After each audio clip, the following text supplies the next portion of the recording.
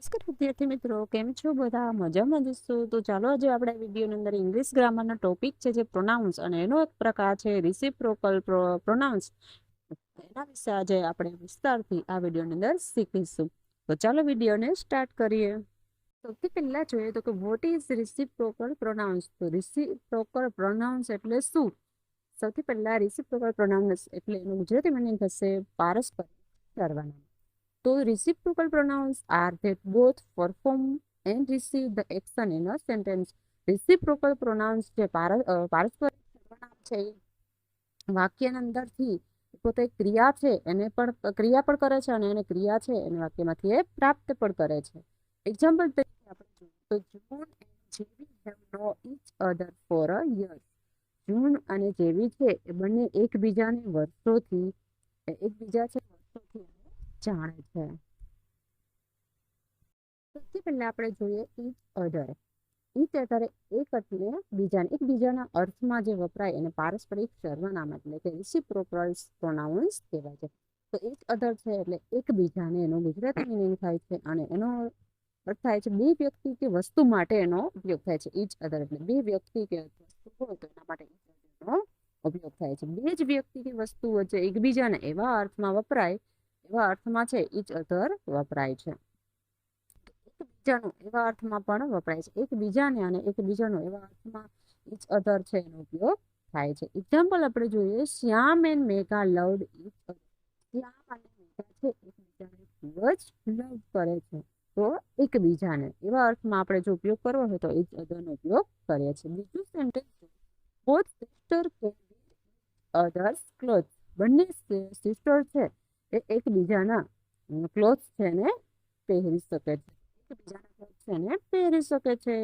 તો અહીંયા છે ઇચ અધરનો ઉપયોગ. તો એકબીજાને એના અર્થમાં અથવા એકબીજાનું એનો એવી રીતના આપણે જો વાક્યમાં એનો ઉપયોગ કરવો હોય તો ઇચ અધર આપણે વાપરી શકીએ છીએ. એટલે બે વ્યક્તિ અથવા બે વસ્તુ માટે ઇચ અધર વપરાય છે. વન ઓન અધર એટલે એકબીજાને. આગળ જોયું ઇચ અધર એટલે એ પણ એકબીજાને થાય છે પણ બે વ્યક્તિ અથવા વસ્તુ માટે જ વપરાય છે. જ્યારે વન અધર એનો પણ મીનિંગ એકબીજાને થાય છે પણ એ બે કરતા વધારે વ્યક્તિ હોય ત્યારે વન ઓન અધરનો ઉપયોગ થાય છે. જો બે વ્યક્તિ વસ્તુ હોય ત્યારે ઇચ અધરનો ઉપયોગ થાય છે. ખાસ યાદ રાખજો વિદ્યાર્થી મિત્રો. અને બે કરતા વધારે વ્યક્તિઓ અથવા વસ્તુઓ હોય તો આપણે વન ઓન અધરનો ઉપયોગ થાય છે. તો બે કરતા વધારે વ્યક્તિ વસ્તુઓ વચ્ચે એકબીજાના અર્થમાં એવા અર્થમાં આપણે વન અનધર છે એનો ઉપયોગ કરીએ છીએ. તો એક્ઝામ્પલ જોઈએ આપણે તો કે Fred and Jess gave one another gift. Fred અને જેસ છે એ એકબીજાને ગિફ્ટ આપે છે. એકબીજાને એટલે એક કરતા વધારે છે. વન અનધર એકબીજાને બે કરતા વધારે છે એટલે વન અનધરનો અહીંયા ઉપયોગ થાય છે.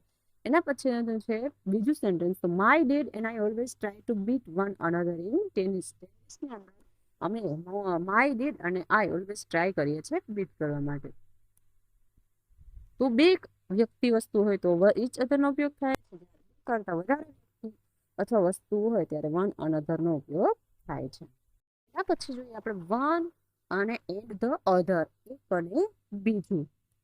તો ગણી શકાય તેવા બે નામ માટે એક માટે વન અને બીજા માટે ધ અધર વપરાય છે. ગણી શકાય તેવા નામ હોય એના માટે વન અને અધર છે એનો એ છે રિસિપ્રોકલ પ્રોનાઉન્સનો ઉપયોગ થાય છે. વન એટલે કે એક માટે વપરાય છે જ્યારે એક બીજા માટે છે એ તો અધરનો ઉપયોગ થાય છે. એટલે ગણી શકાય તેવા બે નામ માટે એક માટે વન અને બીજા માટે અધર છે એનો ઉપયોગ થાય છે. એક્ઝામ્પલ તરીકે જોઈએ તો the old man has two sons. એક વૃદ્ધ માણસ છે અને બે સન્સ હતા એટલે કે બે પુત્રો હતા. વન ઇઝ ધ ડોક્ટર છે and the other is a peon. અને બીજો છે એ પ્યુન છે. એટલે એક અને બીજા એવા અર્થમાં જો આપણે વાક્યની અંદર પ્રયોગ કરવો હોય તો વન અને અધરનો આપણે ઉપયોગ કરીએ છીએ.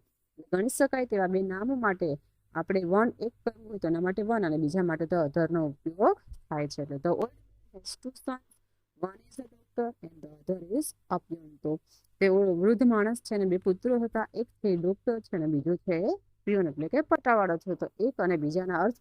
પછી આપણે જોઈએ some and the others. Some and the other એટલે અમુક અને બાકીના બધા. તો ચોક્કસ સંખ્યાવાચક નામમાંથી અમુક માટે આપણે સમનો ઉપયોગ કરીએ છીએ જ્યારે બાકીના બધા માટે ધ અધર છે એનો વપરાય છે. એટલે ચોક્કસ સંખ્યાવાચક નામમાંથી અમુક માટે સમ અને બાકીના બધા માટે તો અધર્સ વપરાય છે. સમ એટલે અમુક અને એનું તો અધર્સ એટલે બાકીના બધા. તો ચોક્કસ સંખ્યા આપેલી હોય ને એના નામમાંથી આપણે અમુક જે છે એનો ઉપયોગ એના માટે છે આપણે સમનો ઉપયોગ કરીએ છીએ અને બાકીના બધા જો હોય તો એના માટે આપણે તો અધર્સનો ઉપયોગ કરીએ છીએ. એક્ઝામ્પલ તરીકે આપણે જોઈએ તો there are 40 student in the class. ક્લાસની અંદર 40 સ્ટુડન્ટ છે. સમ આર ક્લેવર એટલે અમુક છે હોશિયાર છે and the others are dull અને અમુક છે નબળા છે. તો ક્લાસ 40 સ્ટુડન્ટ છે તો આપણે અમુક માટે શું એનો કેવાનો ઉપયોગ કર્યો તો કે સમ અને બાકીના બીજા છે તો એના માટે તો અધર્સ અમુક હોશિયાર છે અમુક છે થોડાક નબળા છે. એના પછીનો જોઈએ તો રેસ્ટ. રેસ્ટ એટલે અમુક સિવાયના બાકીના બધા અથવા બધું. તો ગણી શકાય તેવા બહુવચનના નામ અને ગણી ન શકાય તેવા એક વચનના નામ માટે ધ રેસ્ટ નામ માટે રેસ્ટ વાપરવામાં આવે છે. એક વચનના નામ વાપરવામાં આવે છે. ગણી શકાય તેવા બહુવચનના નામ હોય અને ન ગણી શકાય તેવા એક વચનના નામમાં આપણે ધ રેસ્ટ છે એટલે કે અમુક સિવાયના બાકીના બધા એનો ઉપયોગ કરીએ છીએ. સર્વનામો છે એમાં રેસ્ટની અંદર વપરાય છે. તો એક્ઝામ્પલ તરીકે જોઈએ તો the first question was difficult. સૌથી પહેલું ક્વેશ્ચન છે ડિફિકલ્ટ હતો એટલે થોડોક અઘરો હતો. And the rest were easy અને બાકીના બધા છે એ ઇઝી હતા એટલે સહેલા હતા. એટલે બાકીના બધા માટે જો આપણે કોઈ પ્રોનાઉન્સનો ઉપયોગ કરવો હોય પારસ્પરિક તો એના માટે આવશે ધ રેસ્ટ. અને ગણી શકાય તેવા બહુવચનના નામ અને ન ગણી શકાય તેવા એક વચનના નામ માટે એનો ઉપયોગ થાય. તો the first question was difficult પહેલો પ્રશ્ન અઘરો હતો. And the rest were easy અને બાકીના બધા છે એ સહેલા હતા. એના પછીનું બીજું છે 3 રૂમ્સ. અમે માત્ર 3 રૂમ્સ છે એનો જ યુઝ કરીએ છીએ. The rest of the house is empty અને બાકીના છે બધા રૂમ છે ખાલી છે.